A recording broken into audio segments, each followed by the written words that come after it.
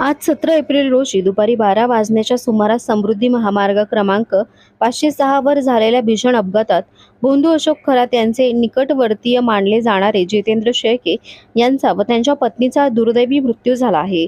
शिर्डीजवळील धोत्रे गावात हद्दीत हा अपघात घडल्याने परिसरात मोठी खळबळ उडाली असून हा अपघातात की घातपात याबाबत विविध चर्चांना उधाण आले आहे. मिळालेल्या माहितीनुसार जितेंद्र शेळके हे संभाजीनगरहून शिर्डीकडे आपल्या कुटुंबासह कारने जात होते. समृद्धी महामार्गावर धोत्रे गावाजवळ त्यांच्या कारने रस्त्यावर उभ्या असलेल्या कंटेनरला पाठीमागून जोरदार धडक दिली. धडकेची तीव्रता इतकी भीषण होती की कार थेट कंटेनरच्या खालच्या भागात घुसली. या अपघातात शेळके आणि त्यांच्या पत्नीचा जागीच मृत्यू झाला, तर मुलगा हा गंभीर जखमी झाला असून मुलाला तातडीने खासगी रुग्णालयात दाखल करण्यात आले असून त्याच्यावर सध्या उपचार सुरू आहेत. दरम्यान प्राथमिक माहितीनुसार संबंधित कंटेनर चालक अपघातानंतर घटनास्थळावरून फरार झाल्याचे सांगितले जात आहे. त्यामुळे हा अपघात नेमका कसा घडला याबाबत अनेक प्रश्न निर्माण झाले आहेत. अपघातामागे कोणता घातपात आहे का याचीही चौकशी करण्याची मागणी पुढे येत आहे. जितेंद्र शेळके हे अशोक खरात यांचे अत्यंत विश्वासू सहकारी मानले जात होते. ते शिवनिका ट्रस्टचे उपाध्यक्ष म्हणून कार्यरत होते. तसेच खरात यांच्या विविध व्यावसायिक उपक्रमांमध्येही त्यांचा सक्रिय सहभाग होता. काही सूत्रांच्या माहितीनुसार अशोक खरात यांना अटक झाल्यानंतर शेळके मानसिक तणावाखाली आल्याचेही बोलले जात आहे. या अपघातामुळे आधीच चर्चेत असलेले खरात प्रकरणाला आणखी एक वेगळे वळण मिळाले आहे. पोलिसांकडून या संपूर्ण घटनेची सखोल चौकशी सुरू असून अपघाताचे नेमके कारण काय आहे लवकरच स्पष्ट होण्याची शक्यता व्यक्त केली जात आहे. रोकटोक मराठीसाठी प्रतिनिधी हाफिज शेख, कोपरगाव. मी प्रदीप चव्हाण, लोकनियुक्त सरपंच धोत्रेगाव. काय घटना घडली होती? किती वेळानंतर तुम्हाला ही घटना कळाली? इथं समृद्धी महामार्गावर 506.6 ला साधारणतः 12:30च्या दरम्यान ऍक्सिडेंट झाला. लगेच गावातून मला फोन आल्यानंतर आम्ही तातडीने इथं हजर झालो.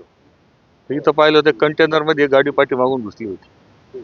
तर तिथं महिला होती, एक लेडीज, ती मोठमोठ्याने आडत होती. मुलगा होता.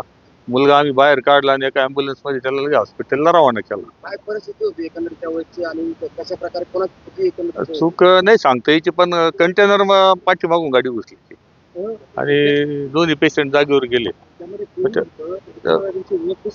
तो जो मुलगा होता त्याच्यामध्ये साधारण 10-12 वर्षाचा मुलगा होता. त्याला आम्ही बाहेर काढल्यानंतर त्याचा हात मोडलेला होता.